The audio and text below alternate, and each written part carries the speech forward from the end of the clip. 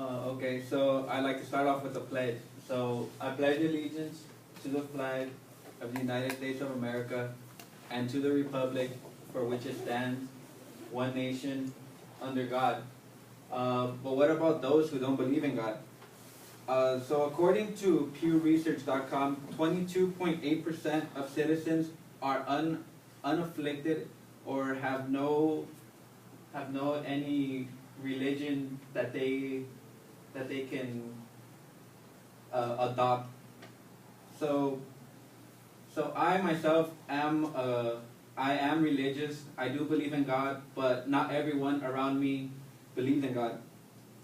So throughout history, there have been many people, ethnicities, genders, all been fighting for equality. And as I give my speech today, we will find out that the words under God in the Pledge of Allegiance does not give the equal rights to everyone in this country. Okay, so the pledge has been around for a very long time now.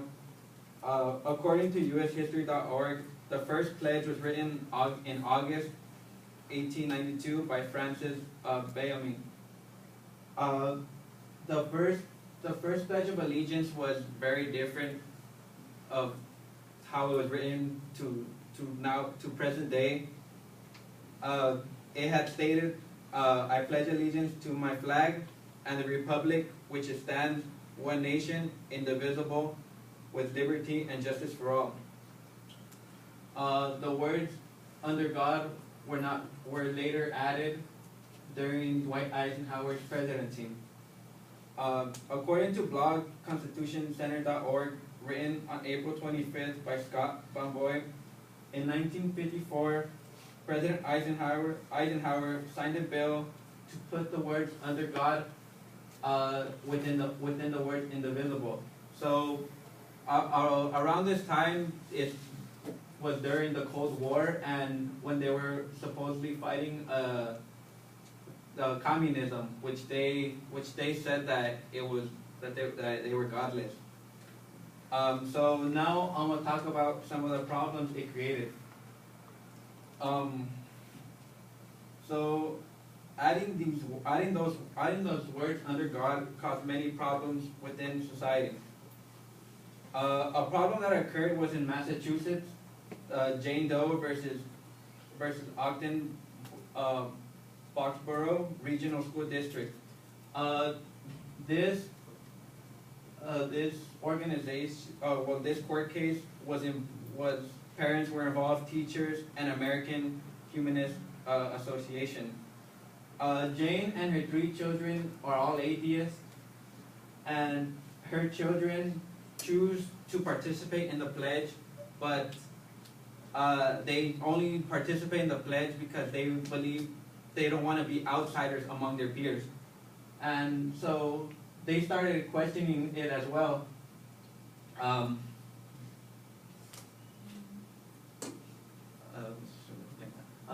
So they started questioning it as well, because the pledge stated that all good Americans, all who believed in God were all good Americans. So since they didn't believe in God, well, what made them? They stated that the Pledge of Allegiance violated the Equal Protection Act. The group stated that it discriminated against atheists and humanists, saying that they are not patriotic enough. So now I'm going to talk about some recent examples. So in the new Civil Rights Movement.com, written on September 14th by Rachel Whitler in South Carolina, an atheist was threatened by his teacher to stand up and say the pledge, and so the student knew his rights, but the teacher demanded that he would stand up and salute to the flag or to his country. So in 1914, the court case, West Virginia State versus Board of Education, uh, free speech clause, First Amendment prohibits from schools forcing students to say the pledge. And not only that, I was also talking to one of my friends yesterday night about my speech, and in his class, that if you didn't stand up in the class during, I think it was our senior year, yeah, it was our senior year, if you didn't stand up in the class during the pledge, the teacher will call you a communist. So now I'm gonna start concluding my speech. So the U.S. has always been seen as a place. The U.S. has always been seen as a place of equal opportunity and prosperity among us all.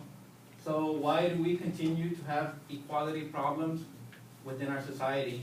How would you feel if you were forced to stand up every day, saluting a flag that's under something that you don't believe in?